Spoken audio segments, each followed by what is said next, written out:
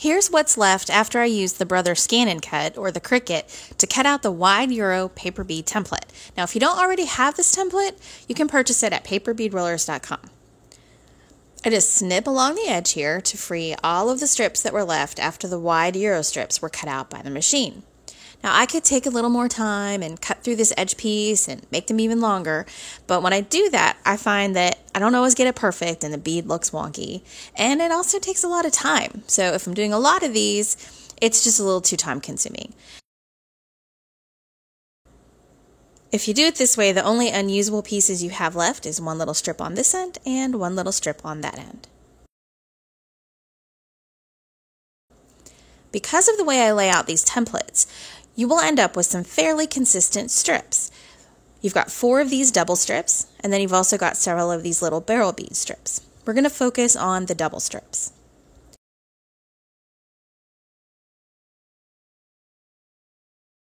I'm going to use the green paper bead roller, which is the smallest roller I sell at paperbeadrollers.com. I've got my needle nose glue bottle right here. I'm going to slide the strip into the slot and start rolling.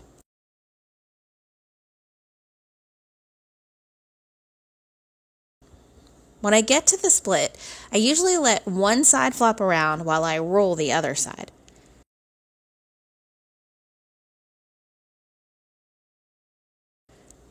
I'm rolling these so that the outer edge is even, creating a slit in the bead. So keep that other side out of the way. Try not to bend it or rip it as you roll.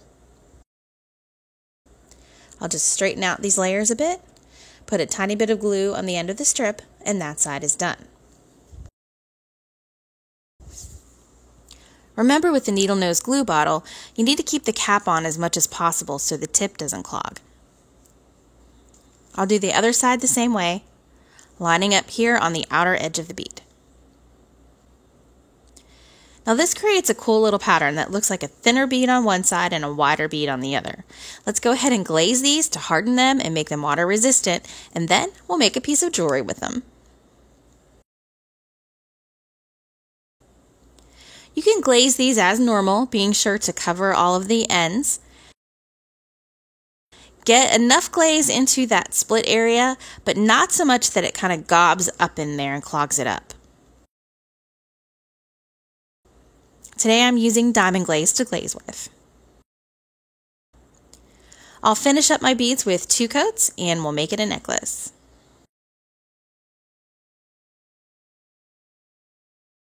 So here's the pattern I'll use for this necklace. I've got my beads all lined up here with 6mm daisy spacers in between them. The daisy spacers are smaller than my beads, and so they're kind of hiding in there, but that's the look I'm going for. I want to create a continuation of the split look that's in the beads. You'll still be able to see the metal kind of glinting out from in there. I'm also using ball beads at each end. This will be where the focal point and the chain connect. The beads are not long enough to go all the way around my neck. Plus, when I put beads in the back of my neck, my long hair gets kind of tangled in it. So it's better for me to just put chain there. So we'll use chain to finish this off. For the focal point of the necklace, I'm using this black and silver cat friendship charm. Now originally this was meant to be a friendship necklace. You break them apart and you give one to a friend, right? It comes with 2 chains. I'm going to use this as the clasp for my necklace. I'll take the bails and chain off of the cats, and I won't have a clasp on my chain at the top. Now you can get this cat charm at paperbeadrollers.com. I'm going to carefully remove the bails from each of these. They're just a metal pinch bail, so it's easy to remove. I'll save this chain for use in other projects. Now let's string our beads. I'll cut a length of beading wire and fasten it to the cat. There's a perfect little hole here that I can string my wire through. Put on the crimp and loop the wire around.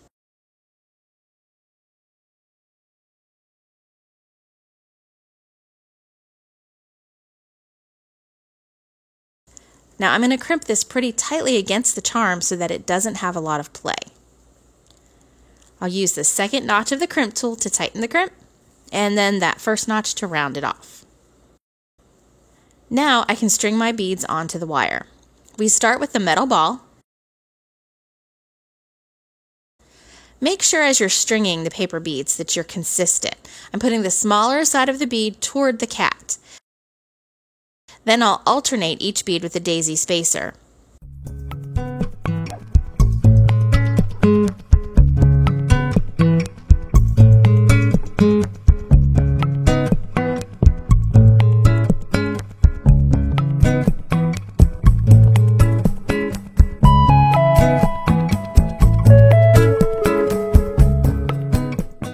And we'll end with another round spacer bead.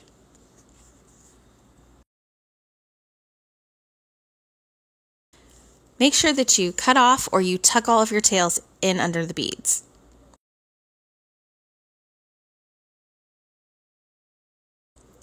Now we'll put the crimp on the end.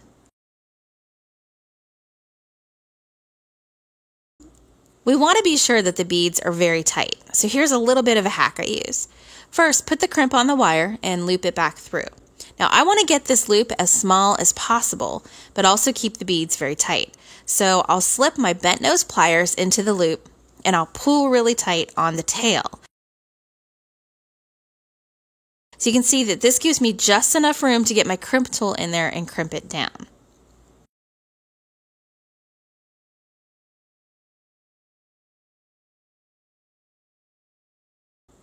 I'm going to leave this crimp flat to help hold the spacer bead in place. If I had a silver crimp cover, I would use one right here, but I don't have any more in my stash. And it's about 1 a.m. right now, so I can't run to the craft store.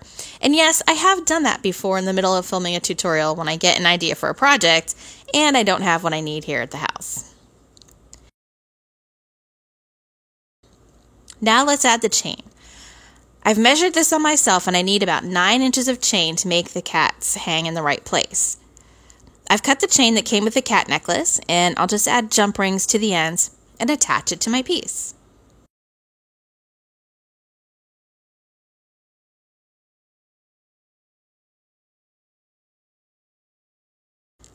Here, let me take off the extender piece and I'm going to save that for another project. And this necklace is ready to go. But wait, I thought we were done, but there's a problem. Now I've worn this necklace for a few hours and unfortunately the cats are just not staying together very securely. That's just like a cat. So we need to change our plan.